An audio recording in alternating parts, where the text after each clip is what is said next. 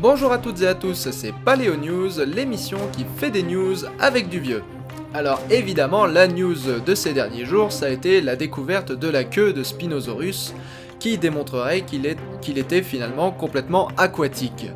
Évidemment, nous avons fait une vidéo à part pour vous parler de ça, donc nous n'allons pas parler aujourd'hui de Spinosaurus, qui a pourtant fait la couverture de Nature, mais nous allons parler de tout ce qui se cache derrière Spinosaurus, à savoir tous les trucs qui sont passés complètement sous le radar à cause du raz-de-marée médiatique qu'a causé la découverte de Spinosaurus.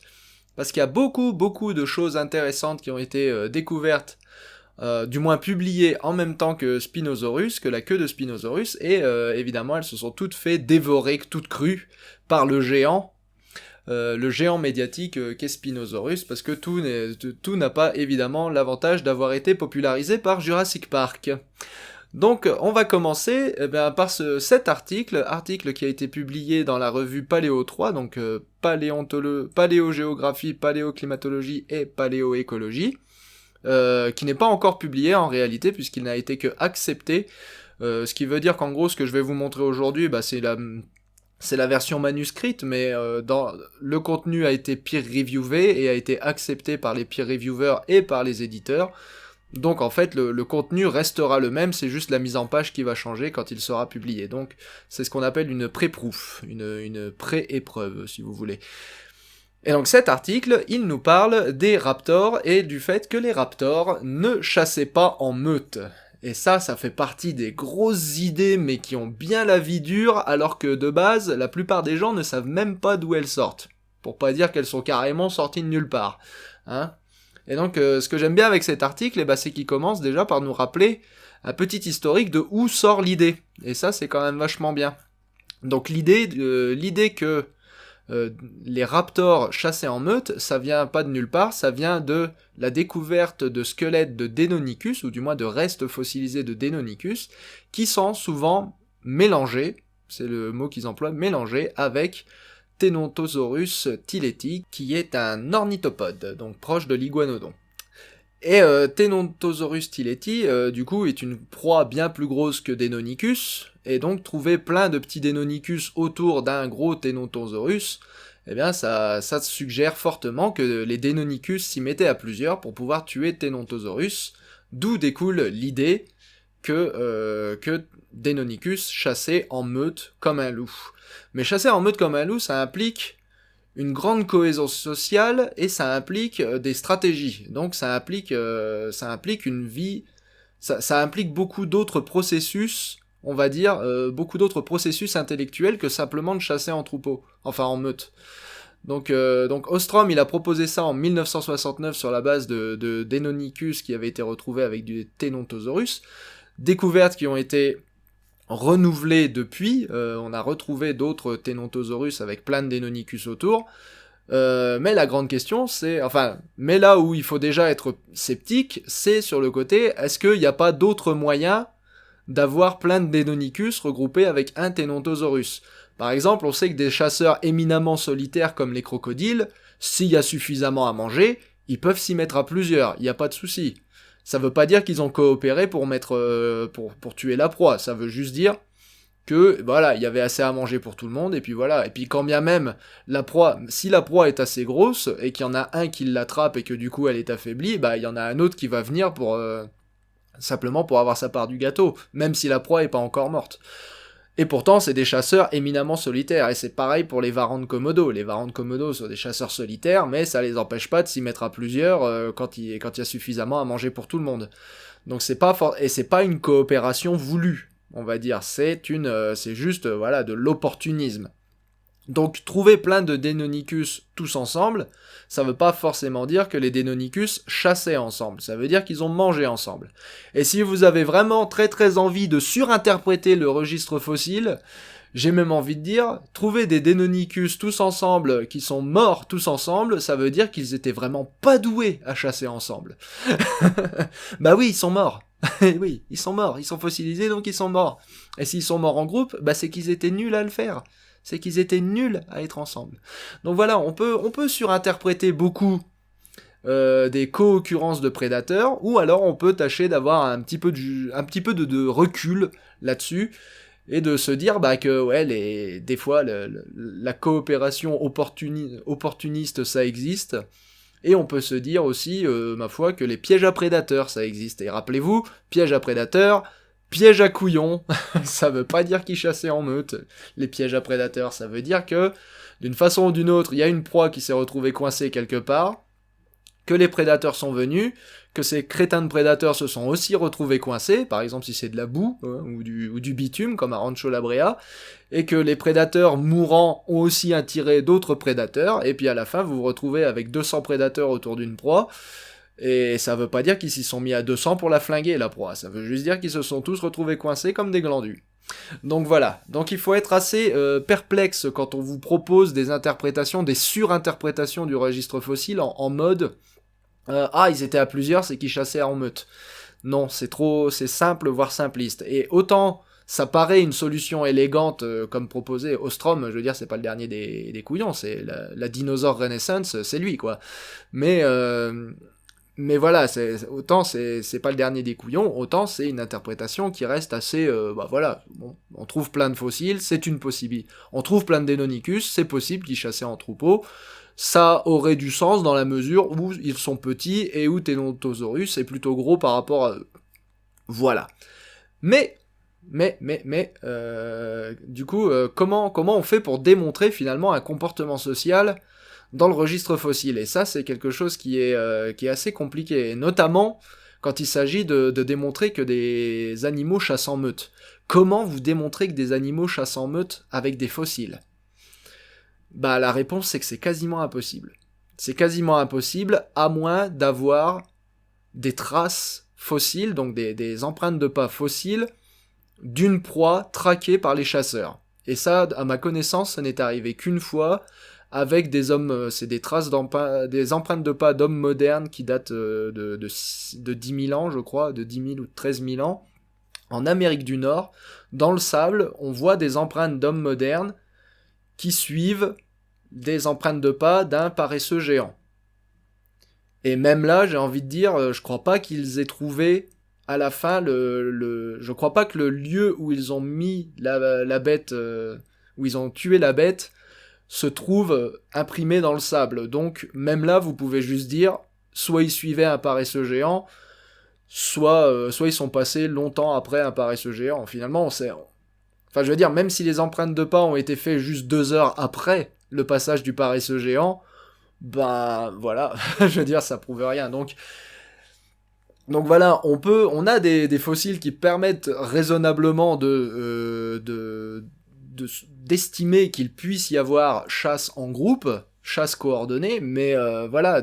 Et puis là, en plus, je parle d'Homo sapiens, c'est-à-dire une espèce dont on sait qu'il chasse en groupe.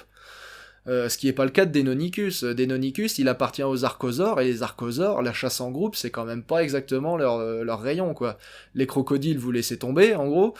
Et puis, chez les oiseaux, il y a les bus de Harris. Il y a les bus de Harris qui chassent en groupe. Et puis si vous m'en trouvez un autre, ben merci, parce que voilà, ça fait une espèce sur 15 000, voilà, si on compte, ouais non, sur 10 000, allez, de toute façon on sait pas exactement combien il y a d'espèces d'oiseaux, on en connaît au moins 10 000, donc ça fait une espèce sur 10 000 d'archosaures qui chassent en meute, donc bon, Deinonychus il est quand même mal barré pour être chasseur en meute, hein, de base, hein. Il a pas le bagage qu'il faut, donc on a raison d'être sceptique face à ça, et donc cet article, eh ben, il nous propose une vision critique de ça,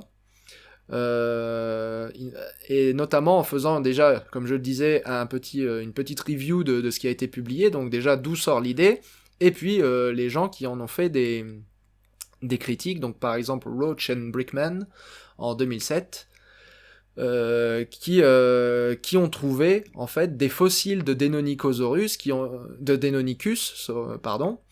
qui ont été mordillés par d'autres Deinonychus. Donc ça, niveau comportement social, c'est moyen. C'est moyen, hein, disons qu'une espèce sociale a pas trop tendance à bouffer ses conspécifiques, hein, comme ils disent, mais bon, admettons, le cannibalisme n'est pas exclu chez les espèces qui vivent en société, donc pourquoi pas.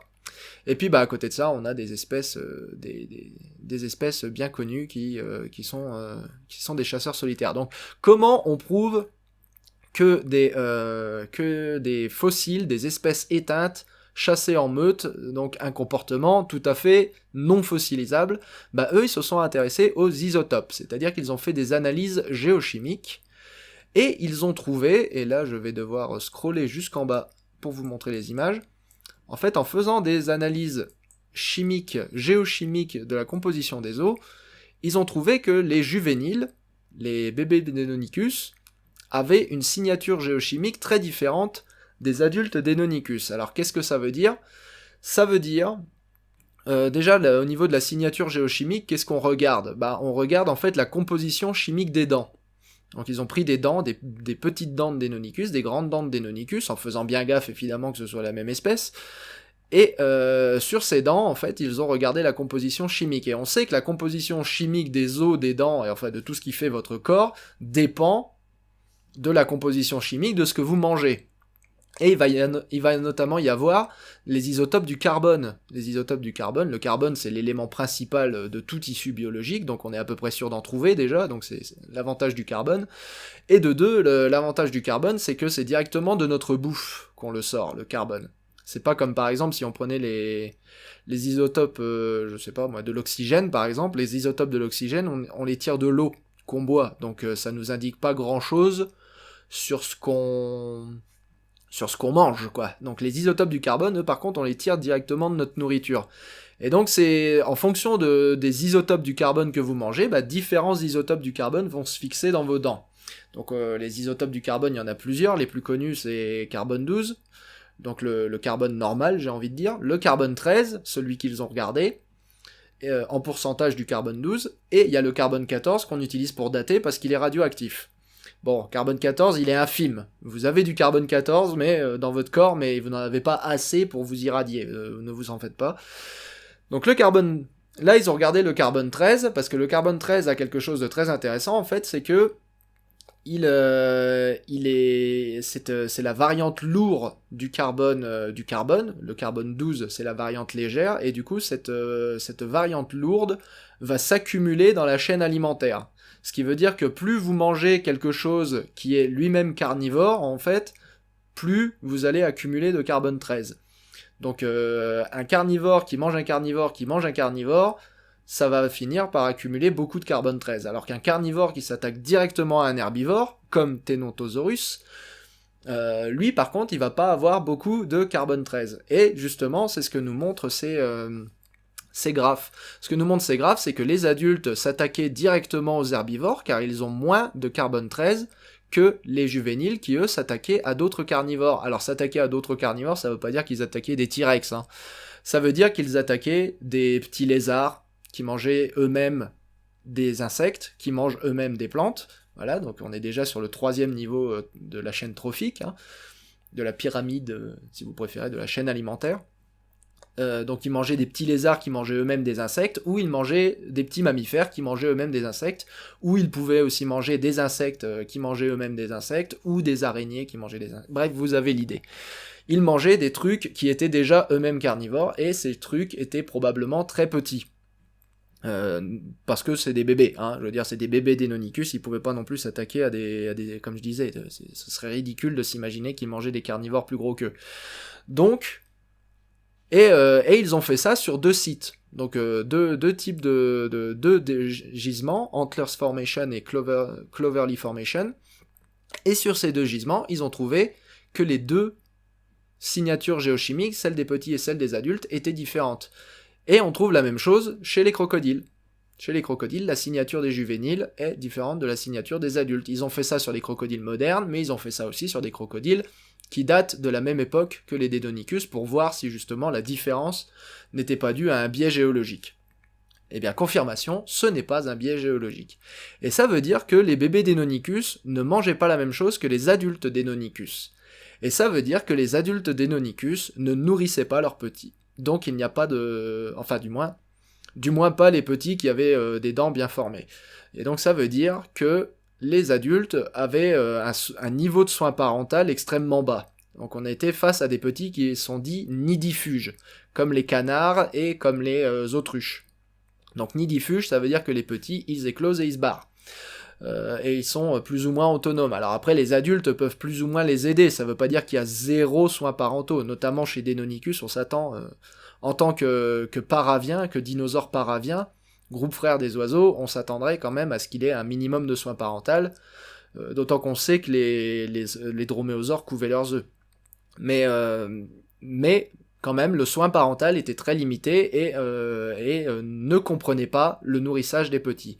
Ce qui veut dire que l'un des attributs fondamentaux des espèces qui chassent en meute, qui est le soin parental, était absent chez Deinonychus, et donc qu'ils n'étaient probablement pas chasseurs en meute. Et de toute façon, les chasseurs en meute nourrissent leurs petits avec le produit de la chasse. Donc, ou du moins laissent les petits se nourrir du produit de la chasse après qu'ils aient eux-mêmes pris leur part du butin, on va dire. Donc quoi qu'il arrive, on s'attend chez une espèce qui chasse en meute à ce que ces deux signatures géochimiques soient les mêmes. On s'attend à ce qu'ils mangent la même chose. Or ce n'est pas le cas, donc ça veut dire que Deinonychus ne chassait pas en groupe. Échec et mat, la théorie du chasseur en meute en prend un sale coup. Et ils ont même vérifié, ils ont poussé le vice jusqu'à vérifier que les adultes et les petits Ténontosaurus avaient bien la même signature géochimique. Juste pour pas qu'on puisse dire que cette différence de signature géochimique est due au fait que les petits chassaient des petits Ténontosaurus. Il n'y a aucune raison théorique pour laquelle un bébé Ténontosaurus devrait avoir une signature chimique différente, hein, qu'on se le dise, mais ils ont vérifié, la signature chimique est la même. Donc, petit ou gros Ténontosaurus, normalement, si vous mangez du Ténontosaurus, vous devez avoir la même signature chimique que l'adulte Deinonychus. Donc, ça veut dire pas de soins parentaux, pas de partage des proies abattues par le groupe, donc probablement pas de chasse en groupe. Parce que ça, c'est ce qui se passe chez toutes les espèces qui chassent en groupe aujourd'hui. Voilà. Donc, au revoir, au revoir, théorie des chasseurs des raptors qui chassent en groupe. Je suis presque sûr que cet article est tellement passé en dessous du radar, je suis presque sûr que vous en entendrez encore parler des droméosaures qui chassent en groupe pendant des milliers d'années.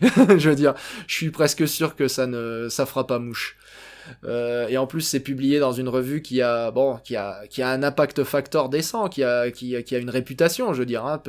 Paléo 3, ça a une réputation, mais c'est pas Nature, quoi. C'est pas Nature, c'est pas Science. Donc je suis sûr que ça va passer en dessous du radar pour tellement de monde que vous reverrez des raptors en train de chasser en groupe dans le prochain Jurassic Park. Voilà, enfin dans le prochain Jurassic World. De toute façon, Jurassic World, il s'en fiche de la science. Donc bon. Suivant.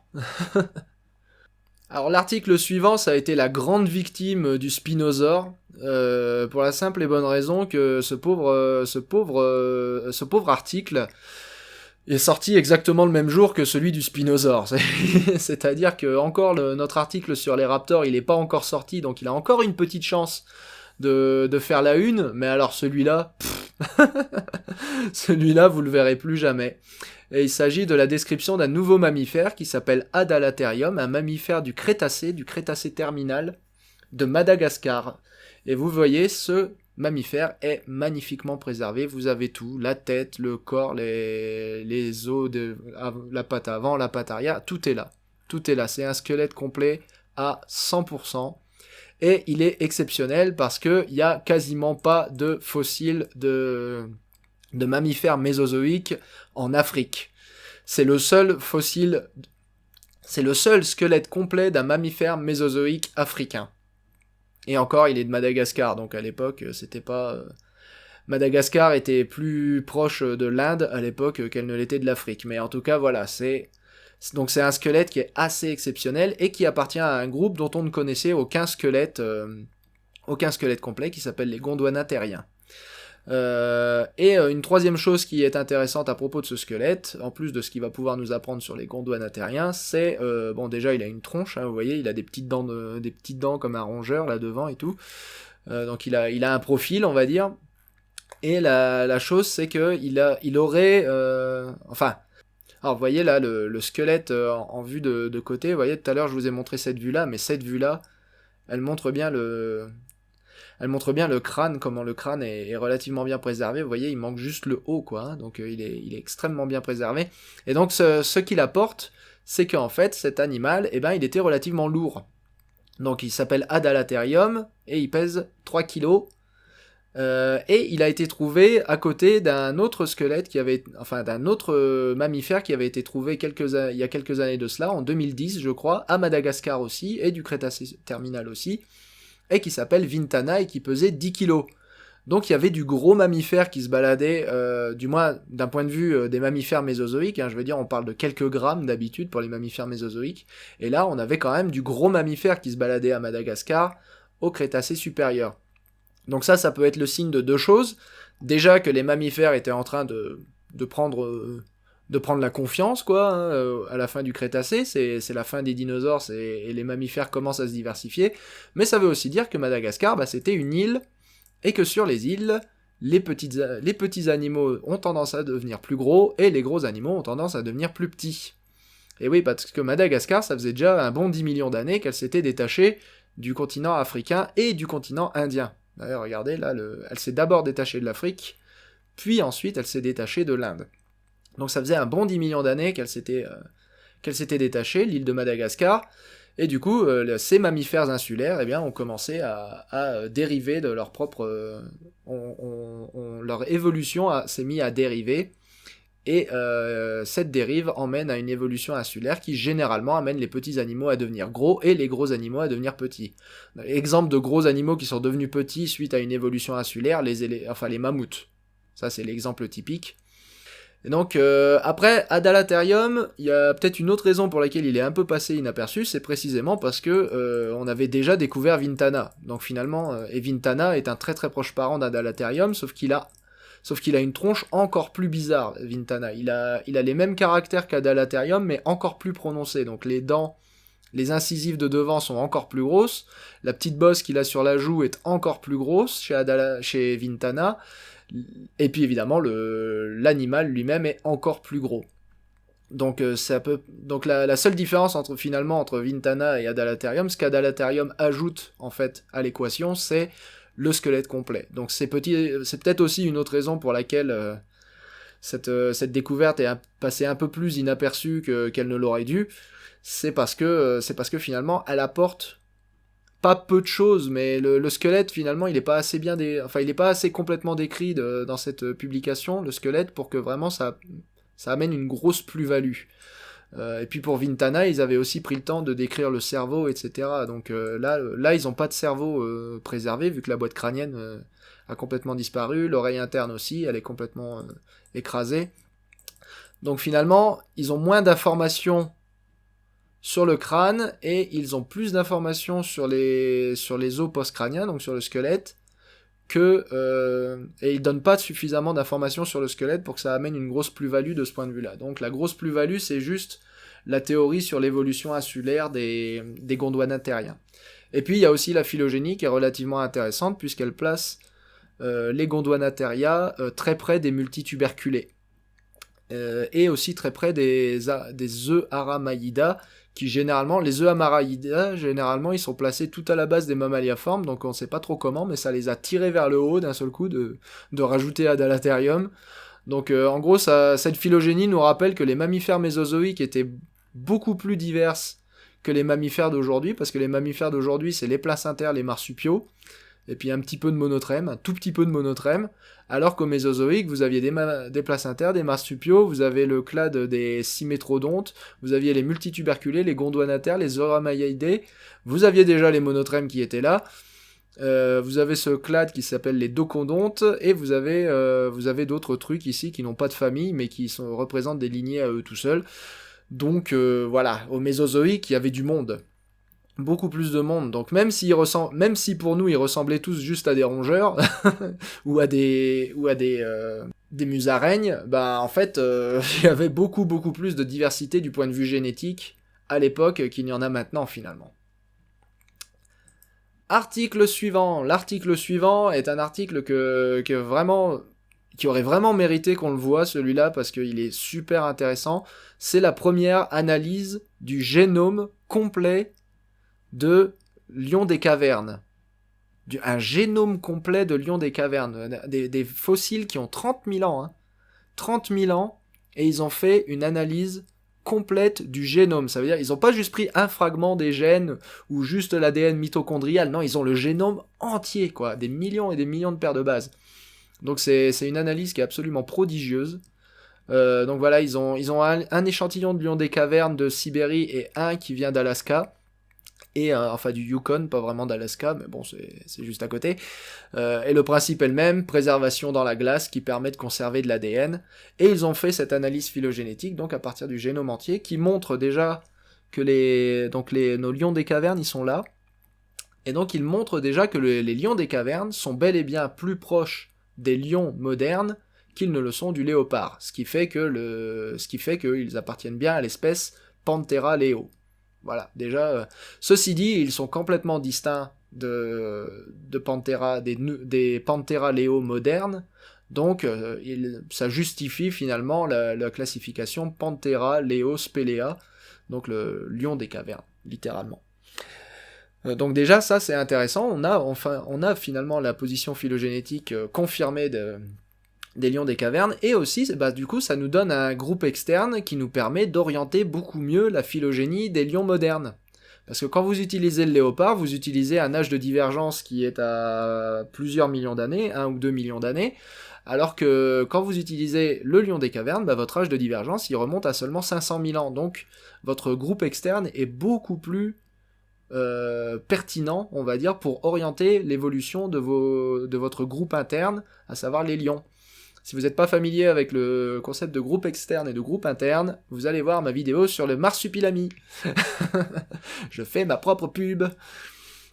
Et ce qu'il y a d'intéressant, du coup, bah, c'est qu'en ayant des génomes entiers et en ayant ce nouveau groupe externe, eh ben, ils trouvent un pattern intéressant, c'est qu'en fait, les lions d'Asie, et oui, il y a des lions en Asie, encore aujourd'hui, il y a une petite population qui vit encore aujourd'hui en Inde. Ils sont pas entièrement disparus, ça va pas tarder, mais ils sont présents que dans une seule réserve naturelle, donc ça va vraiment pas traîner. Mais voilà, les lions d'Asie, ici en bleu, sont plus proches parents des lions d'Afrique de l'Ouest et de l'Afrique du Nord, donc les lions de l'Atlas, que ces lions d'Afrique ne le sont des autres lions qu'on trouve partout ailleurs en Afrique. Donc en fait, les lions en vert ici et en violet ici sont plus proches parents des lions en bleu là. Alors que et d'ailleurs, les lions en bleu là ne sont pas du tout proches parents avec les lions qu'on trouve juste à côté, en Asie aussi, là, et de l'autre côté, bon, c'était connecté à l'époque, ou plus ou moins. Là, donc en fait, on trouve vraiment un patron de variation phylogénétique assez intéressant, quoi. Et du coup, ça a des répercussions sur la conservation. Donc on sait que les lions d'Afrique du Nord, les lions de l'Atlas sont complètement disparus. Donc ça, c'est des populations qui n'existent plus aujourd'hui.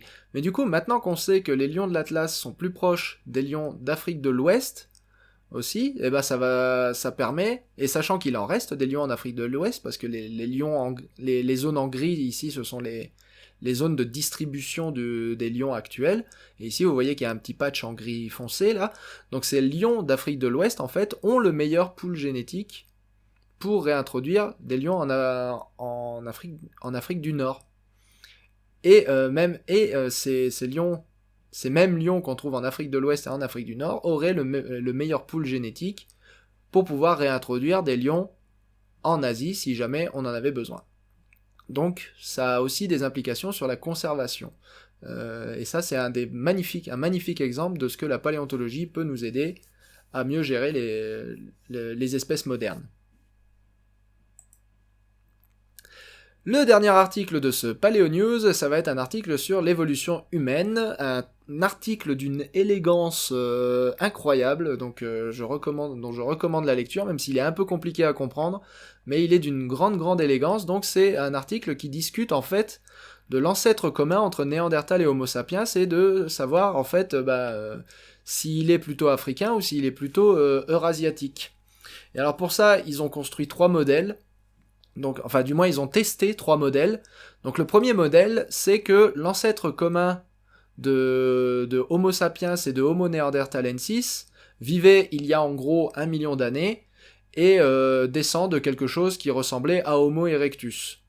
Voilà, donc c'est pas forcément Homo erectus, il l'appelle Early Homo, ça peut être Ergaster aussi, mais voilà, ce serait quelque chose qui ressemblait à Homo erectus ou Ergaster, et donc selon ce modèle-là, il y aurait un âge de divergence à 1 million d'années, et vous auriez la lignée Antecessor Heidelbergensis Neanderthalensis qui aurait donné Néandertal, et vous auriez l'autre lignée, Rhodesiensis de l'autre côté, qui aurait donné Homo sapiens. Donc Rhodesiensis, c'est le crâne de Kabwe, celui du Zimbabwe, de Zambie, pardon, dont on avait parlé dans le dernier Paléo News. Il y a un autre scénario qui dit que Homo antecessor, en fait, c'est le groupe frère de Néandertal, Denisova. Bon, Denisova, ils l'intègrent pas dans leur étude, donc c'est le groupe frère de Néandertal et de Sapiens, et que donc l'ancêtre commun était un Heidelbergensis, soit d'Asie, soit d'Afrique. Donc là, on serait un peu le cul entre deux chaises, puisqu'on ne serait pas sûr que ce soit Heidelbergensis africain ou asiatique. Et la troisième hypothèse, et on aurait une divergence à 0,7 millions d'années. Et ensuite, on aurait un dernier scénario où on aurait un ancêtre africain, typiquement africain, de Heidelbergensis africain, qui serait l'ancêtre commun de Néandertal et Homo sapiens, et cet ancêtre, il aurait vécu il y a seulement 400 000 ans.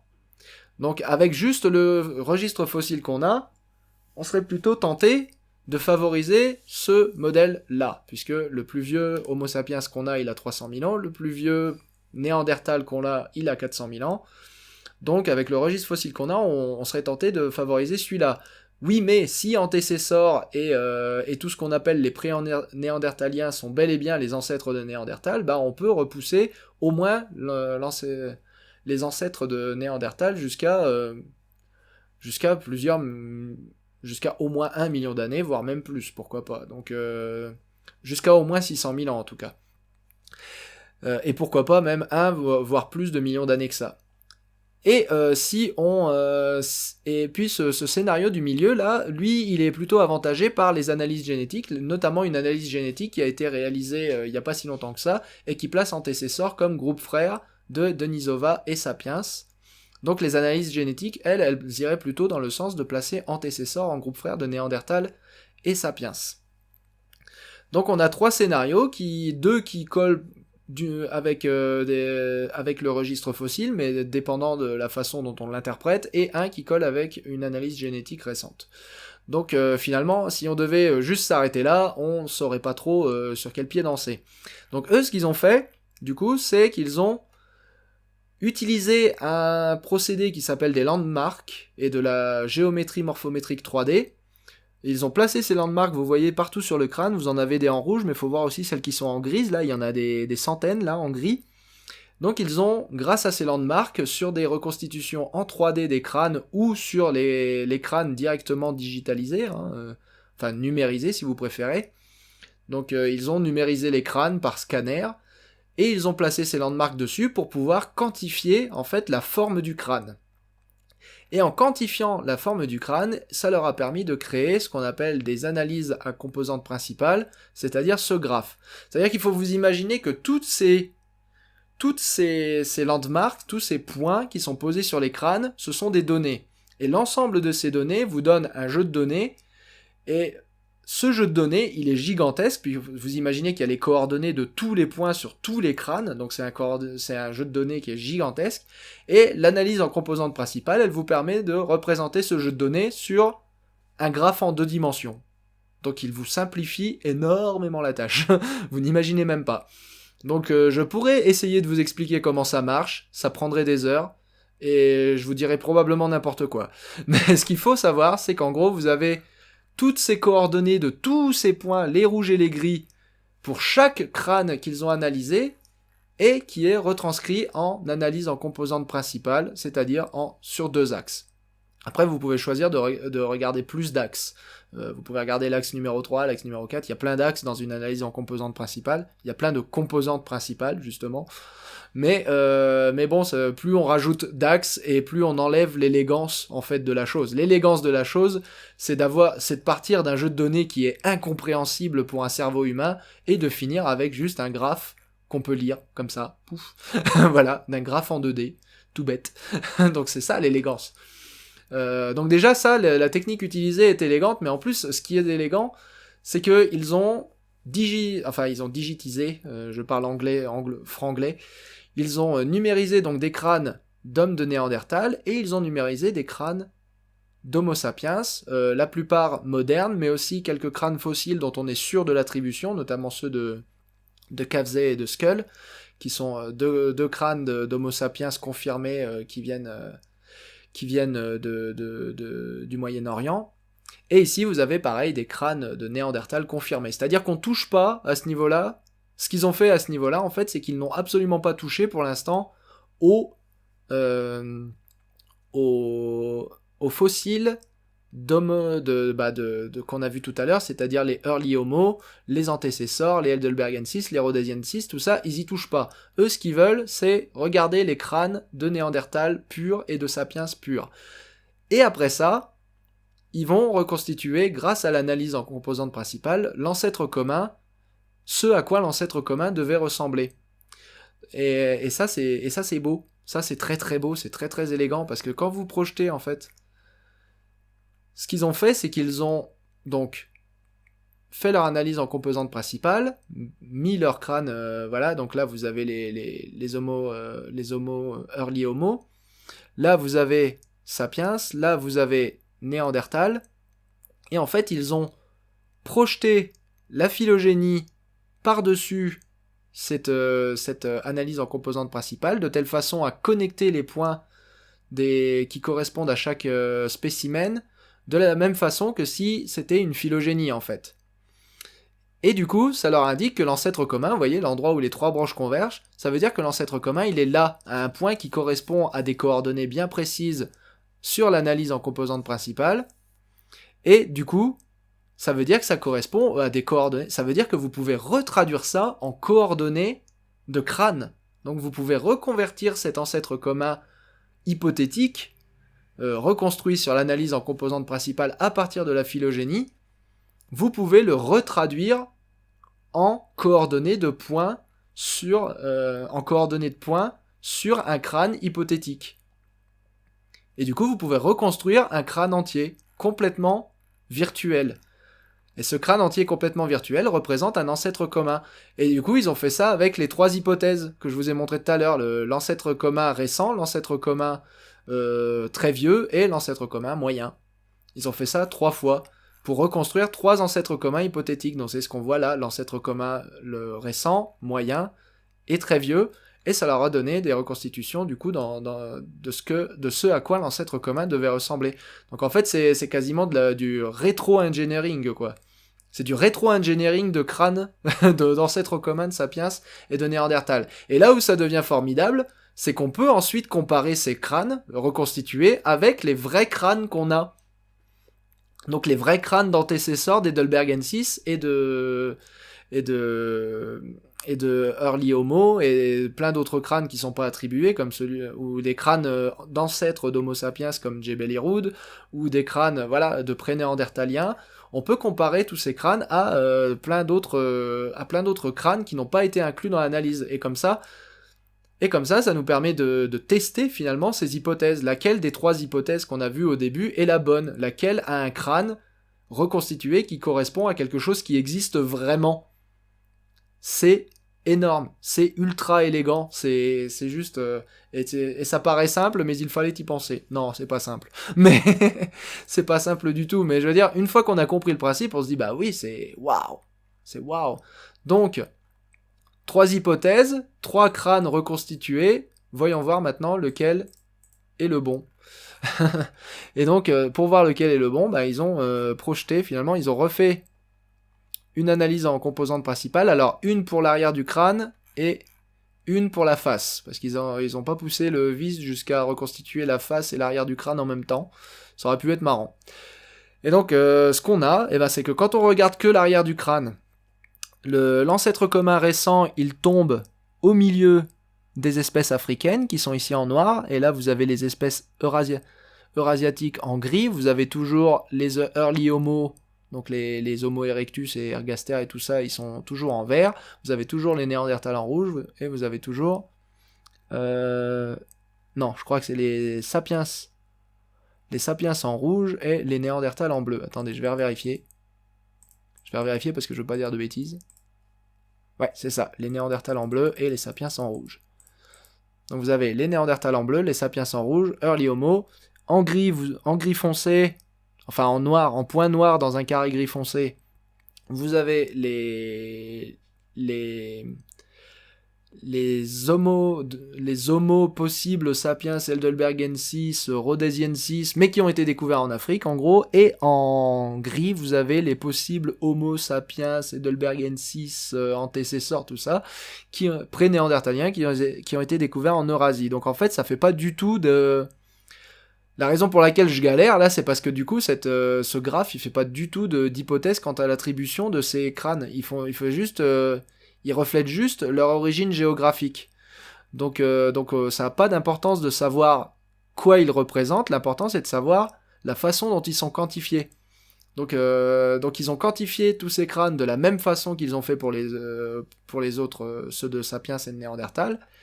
Et du coup, quand on les met tous ensemble avec les ancêtres reconstitués, et ben ça nous montre que les 3 ancêtres reconstitués, ils tombent dans la variation, en fait, dans les coordonnées des crânes africains. Donc là, vous reconnaissez l'Homo sapiens de Hiroud. Vous avez Homo 2 qui est un archaïque Homo sapiens. Vous avez Kabwe qui est Homo rhodesiensis. LH16, je suis pas, et Singa, je suis pas sûr de ce que c'est probablement des Heidelbergensis. Donc voilà, ils tombent dans les ancêtres africains. Voilà, et là, quand vous regardez la face maintenant, avec la face, le graphe est un peu plus gros, en plus c'est plus facile à lire.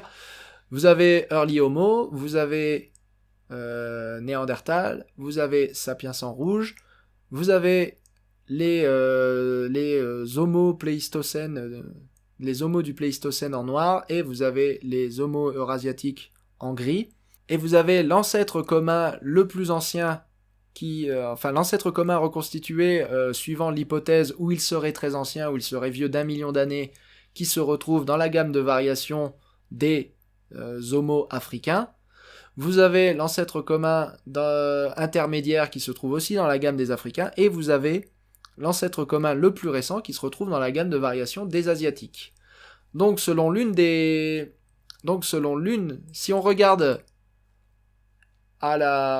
on regarde plutôt l'arrière du crâne, on a tous ou presque qui tombent dans la gamme de variation des ancêtres africains, avec le plus récent qui est quand même plus du côté eurasiatique. Et si on regarde que la face, là on a les 2 ancêtres les plus anciens qui tombent définitivement dans la gamme de variation des fossiles africains, et le plus récent qui tombe plutôt dans la gamme de variation des fossiles asiatiques. Donc maintenant, si on revient à notre hypothèse de base, à nos 3 hypothèses de base, eh ben, on voit que déjà là, ça colle pas avec le modèle 3. Le modèle 3 prédit que l'ancêtre commun, suivant l'hypothèse où il serait très récent, devrait être un Heidelbergensis africain. Donc, déjà ce modèle-là n'est pas validé, puisque les données ne collent pas finalement à ce qu'on attend de l'hypothèse. Donc les 2 hypothèses qui tiennent le mieux, c'est les hypothèses qui prévoient que l'ancêtre commun est soit descendu d'un Early Homo, peut-être d'un Homo erectus, soit que l'ancêtre commun était un Heidelbergensis africain. Et du coup, qui indique qu'il serait africain. L'hypothèse ne faisait pas tellement ne prenait pas tellement de la géographie à défaut, pour le coup, mais voilà, pour le coup, là, ce qu'indiquent les graphes, c'est que cet ancêtre était plutôt africain, et que donc après, Heidelbergensis s'est dispersé en Asie pour donner naissance à Neanderthalensis. Et donc antécessor, dans cette hypothèse, serait plus basal que Neanderthalensis et Sapiens. Et on sait, du coup, que cette hypothèse-là est soutenue par une analyse phylogénétique récente de l'ADN de Homo antécessor. Et on sait par ailleurs que cette hypothèse-là, je veux dire, c'est pas parce que le plus ancien des Homo sapiens a 300 000 ans qu'on pourrait pas en trouver un aussi vieux que 600 000 ans. Pourquoi pas?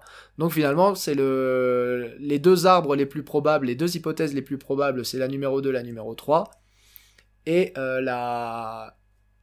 finalement, si on ne fait que s'en tenir aux données fossiles et génétiques, on pourrait dire que celle-ci est plus probable que les autres.